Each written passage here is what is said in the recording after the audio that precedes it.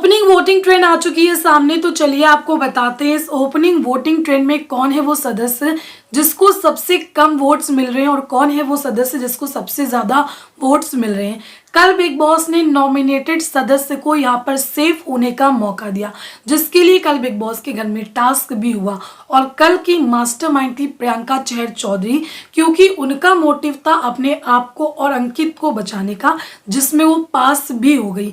लेकिन शालीन का मोटिव मुझे समझ में नहीं आया कि वो अपने दुश्मनों को चलिए नॉमिनेट करना चाहते थे, लेकिन इस चक्कर में वो खुद तो यहाँ पर हो गए नॉमिनेट, उनके दुश्मन भी हुए और वो भी नॉमिनेट हो गए। तो कहीं ना कहीं शालीन तो इस चीज में फेल हो गए, क्योंकि उनका मास्टरमाइंड प्लान चला नहीं और प्रियंका पास हो गई क्योंकि वो सेफ हुई और अंकित को भी उन्होंने नॉमिनेशन से सेव किया।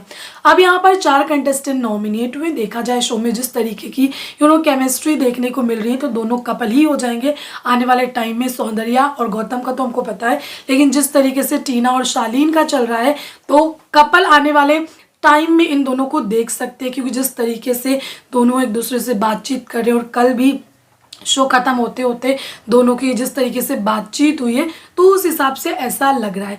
अब यहाँ पर शालीन, टीना, सौंदर्या और गौतम नॉमिनेटेड है इस हफ्ते घर से बेघर होने के लिए। जो ओपनिंग वोटिंग ट्रेंड सामने आई है उसमें सबसे ज़्यादा वोट्स मिल रहे हैं टीना दत्ता को। जी हाँ, टीना की आर्मी काम कर रही है, टीना को वोट्स दे रही है भर भर के।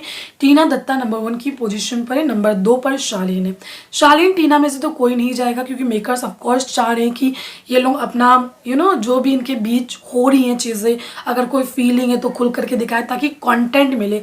और अब इनका शुरू भी हो चुका है, क्योंकि उनको पता है कि नॉमिनेट हो चुके हैं, तो अब चीज़ें और भी करनी है। अब यहाँ पर उसके बाद शालीन, टीना नंबर 1 पर है, शालीन नंबर 2 पर है। सौंदर्या की बात करें तो सौंदर्या का भी गेम खुल करके आ रहा है, वो गेम खेल रही है, लड़ रही है, झगड़ रही है। और फंस गए हैं गौतम विग नंबर 4 की पोजीशन पर आ गए हैं, क्योंकि उनको सबसे कम वोट्स मिल रहे हैं।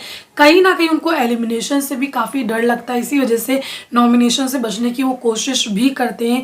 पिछले हफ्ते भी जितना भी रायता फैला था, कहीं ना कहीं वो परेशान थे, लेकिन इस बार तो देखिए उनके ऊपर तलवार यहाँ पर घास गिरी हुई है। नॉमिनेशन की तो गिरी चुकी है और सबसे कम वोट्स भी मिल रहे हैं, तो एलिमिनेशन में देखना काफ़ी दिलचस्प होगा कि किसका एलिमिनेशन होता है। फिलहाल दोस्तों कमेंट करके बताइए इस पर आपका क्या कहना है, किसके एलिमिनेशन के हाई चांसेस लग रहे हैं। Thank you.